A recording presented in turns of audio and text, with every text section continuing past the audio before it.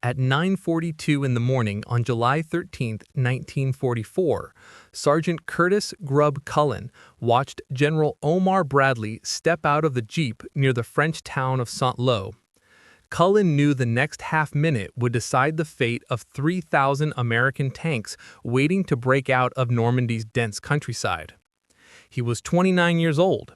His invention had been tested for just 2 weeks and had not yet received any official approval. The U.S. First Army had suffered devastating losses, with over 400 Sherman tanks destroyed in just 6 weeks while trying to cross the Norman hedgerows. These were not simple hedges. They were massive earthen walls standing 12 feet high and 4 feet thick, their strength reinforced by centuries of root growth.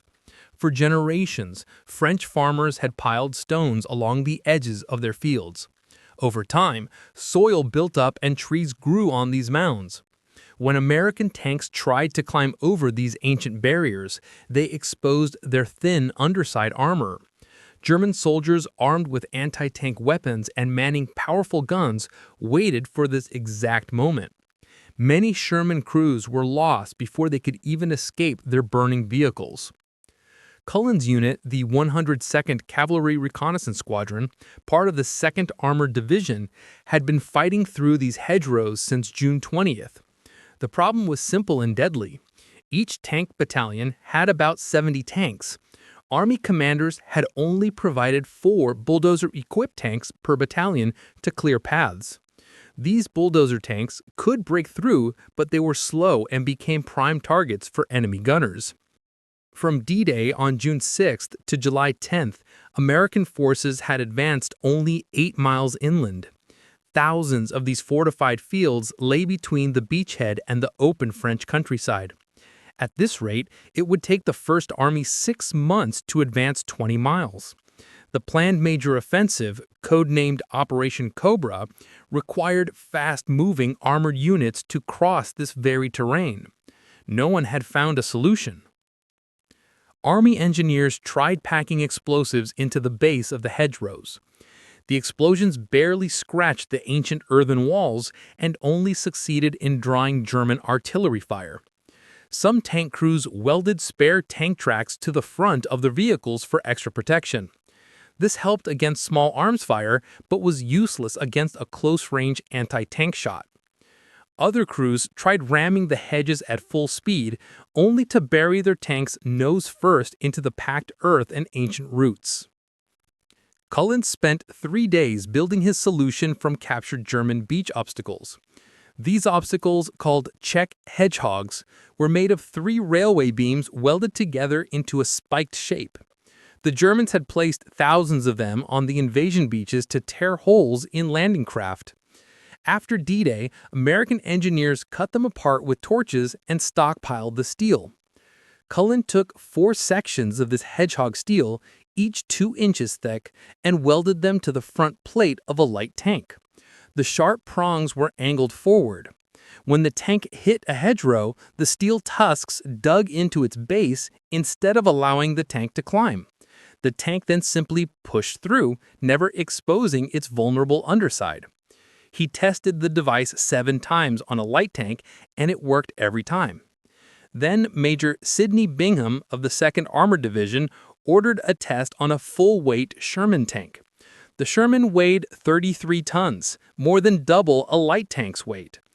The higher force of impact risked tearing the device off or even causing the heavy tank to flip over.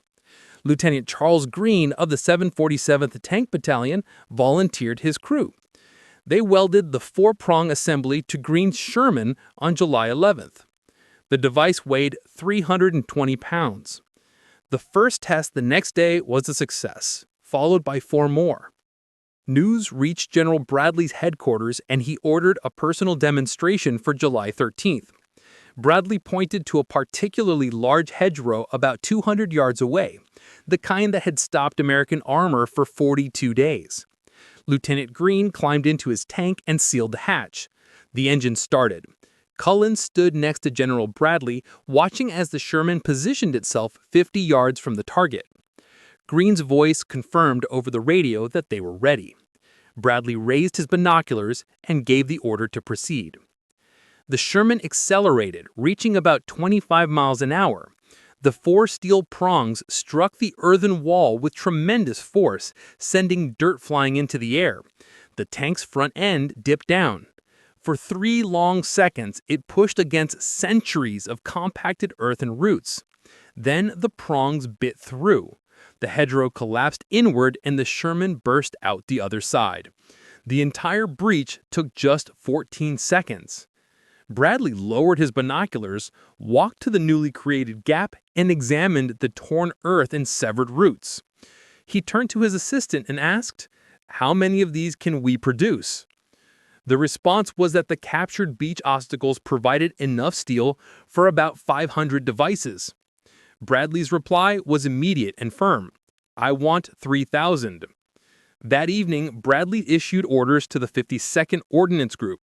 Every available welder in Normandy was to work around the clock. They were to use every piece of German beach obstacle they could find and install the cutting device on every Sherman tank, light tank, and tank destroyer in the First Army.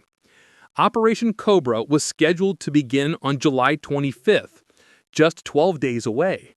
Now the Ordnance Group faced the impossible task of modifying 3,000 armored vehicles before the offensive began. This meant outfitting 250 tanks per day, or 1 tank every 6 minutes. Cullen now had less than 2 weeks to discover if his junkyard invention would break the brutal stalemate or prove useless against German defenses. Captain James Day of the 52nd Ordnance Group arrived at a production site near the town of Colombier on July 14th with 30 welders and 6 cutting torch rigs. He laid out the assembly process, cut the hedgehog beams into 4-foot sections, grind the edges to sharp points, weld them to mounting plates, and then bolt the plates to the front of the tanks. In a perfect world, each vehicle would take 4 hours. Nothing was perfect. The German steel was much harder than standard American steel. The cutting torches overheated after just 20 minutes and required long cooling periods. On the first day, they completed only 8 devices. At that rate, the modifications would not be finished until October. Operation Cobra would begin without them. Cullen spent July 15th troubleshooting the production line. The main issue was the intense heat buildup in the torch tips caused by the tough German steel. He requisitioned more torch assemblies and organized the welders into rotating shifts, with one team cutting while another's equipment cooled. Production rose to 22 devices that day, but it was still too slow. More welders were brought in from maintenance units across Normandy. By July 17th, production reached 38 devices per day. The math was still brutal. 3,000 tanks, 38 per day, meant 79 days of work. Cobra was launching in just 8 days. A new problem emerged. The 320-pound weight of the device, when bolted to the front of a Sherman, shifted the tank's center of gravity forward. This put immense stress on the front suspension, and after repeated impact tests, the springs showed cracks. A broken suspension in combat would leave a tank stranded. Cullen modified the design, adding reinforcement brackets that distributed the weight more evenly across the tank's hull frame. This fix added 30 minutes to each installation, but prevented critical damage. By July 19th, with only 6 days until Cobra, production reached 64 devices per day. The Ordnance Group had completed roughly 400 modifications. 2,600 tanks remained. A priority message arrived from Bradley's headquarters. The general required a minimum of 2,000 Rhino tanks for the offensive. If that number couldn't be met, Cobra might have to be delayed, a decision that would cost more lives and allow the Germans to strengthen their defenses. The search for more steel intensified. Engineers discovered an additional stockpile of Czech hedgehogs near Utah Beach. Transportation units hauled this crucial material inland on July 20th. Now they had enough steel for 5,000 devices, but the bottleneck remained the welding capacity itself. Cullen reached out to maintenance sections from units not scheduled for the first wave of the attack. These tank recovery teams had their own welding gear for field repairs. He organized them into additional production teams, bringing 15 more welding stations online by July 21st. Production jumped to 112 devices per day. The pressure was immense. Welders worked through the night under floodlights powered by mobile generators. The field near Columbia looked like a factory, with sparks from cutting torches illuminating long rows of tanks waiting their turn. The smell of hot metal and welding flux filled the air. No one slept for more than 4 hours at a time. On July 22nd, with 3 days to go, the production total reached 1,200 devices. The team calculated they could install another 850 before the offensive began, for a total of 2,050 Rhino Tanks, just over Bradley's minimum requirement. It wasn't the 3,000 he wanted. On July 25th, at 6:11 in the morning, the ground near Sanlo began to shake, as 1,500 Allied bombers unleashed 4,000 tons of explosives on German positions. Cullen watched from a forward observation post 3 miles behind the front lines. The bombardment lasted for 90 minutes. When it stopped, the silence felt unnatural. At 7:45 a.m., the first Rhino tanks crossed into the hedgerow country. The 2nd Armored Division led the assault, followed by the 3rd Armored and 1st Infantry Divisions. Every tank carried either Cullen's 4-prong device or the heavier railroad variant. The first radio reports came in at 8:15 a.m. Company B of the 2nd Armored Division reached its first hedgerow. The lead Sherman accelerated to 25 miles per hour and struck the earthen wall. The prongs dug in, and the tank pushed through in 16 seconds. The crew reported no damage. More successes followed. Company C breached 3 hedgerows in 20 minutes. Company A pushed through 5 consecutive lines without stopping. All across the front, tanks were crossing fields in minutes, a task that used to take hours. The German defenders were completely unprepared. Their entire defense relied on American tanks climbing the hedgerows and exposing their weak undersides. Anti-tank teams were positioned for these easy upward shots. When the Rhino tanks smashed straight through at ground level, the German defensive plans became useless. By 10:30 a.m., the 2nd Armored Division had advanced 2 miles, a distance that normally took 3 days. The 3rd Armored Division reported similar progress. The hedgerow network that had defined the fighting for 6 weeks was collapsing. But the devices were not perfect. The first reports of failure came in around 11 a.m. A Sherman from the 741st Tank Battalion hit a hedgerow with a buried stone foundation. The prongs bent backward, trapping the tank. The crew had to abandon it under machine gun fire. 2 men were killed. Another failure occurred when a light tank's prongs broke off after striking a hidden iron fence post. A third happened when a tank destroyer hit a hedge at too high a speed, buckling its mounting brackets and jamming its track. The failure rate was calculated at approximately 4%. This meant that out of the 2,300 Rhino tanks, about 92 crews were at severe risk. Cullen monitored the radio traffic, his anxiety growing with each failure report. But the overwhelming majority of the news was positive. The advance was proceeding faster than at any point since D-Day. Then, at 1:30 p.m., a decisive report came in. A battalion from the 3rd Armored Division had reached the Marigny-Saint Gilles Road, 4 miles inland. They had covered in 6 hours a distance that had taken 2 weeks in June. By 3 p.m., forward units were 5 miles inland. German forces were in full retreat, unable to establish new defensive lines because the terrain that once protected them was now a highway for American armor. At 4:15 p.m., Bradley's headquarters issued its assessment. Operation Cobra was a stunning success, beyond all projections. The Rhino tanks had solved the hedgerow problem. The stalemate was broken. Cullen left the observation post and drove back to the now abandoned production site at Columbia. The field was empty, littered only with scrap metal and burnt-out torch tips. He sat on the hood of his Jeep, trying to process what had happened. A simple sketch on a ration box 3 weeks earlier had now changed the entire course of the Normandy campaign. The 4% failure rate still haunted him. 92 crews was a heavy price. but the math was brutally clear.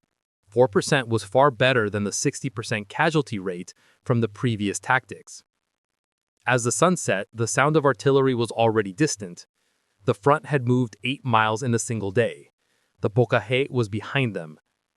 On July 26, Bradley's headquarters ordered the production of another 500 hedge cutters for units advancing into the French interior, where scattered hedgerows remained. The Ordnance Group used remaining railroad steel for this, bringing the final count of modified vehicles to approximately 2,850 by July 28. This represented about 60% of the First Army's strength. The use of the devices spread across the front. The 2nd Armored used them from Saint-Lô to Coutances, the 3rd from Marigny to Avranches. Different units adapted the design to their needs. Some preferred the heavier railroad prongs, while others standardized on Cullen's original. Tank destroyer units used shorter 3-prong versions, and light tanks used 2-prong models. Field repair procedures were quickly developed, with damaged prongs being straightened or re-welded. The tactical impact was profound. German units, shocked by the loss of their defensive advantage, retreated rapidly towards the Seine River. American armor advanced 40 miles in just 8 days. The ensuing Lace Pocket encirclement was made possible because Rhino tanks could block German retreat routes through the very terrain that was meant to protect them. Captured German officers revealed their confusion and fear, calling the devices hedge devils or iron tusks. Some reported that their men abandoned their positions upon seeing Shermans plow through hedgerows they believed were impenetrable. By August 5th, the Battle of the Bocage was effectively over. American forces had broken out into the open French countryside. Bradley's staff estimated the Rhino devices had accelerated the breakout by 4 to 6 weeks. The statistics supported this. Between July 25th and August 10th, American tank losses dropped by 37% compared to the previous period. This meant roughly 300 tanks were saved and 1,500 crewmen avoided death or injury.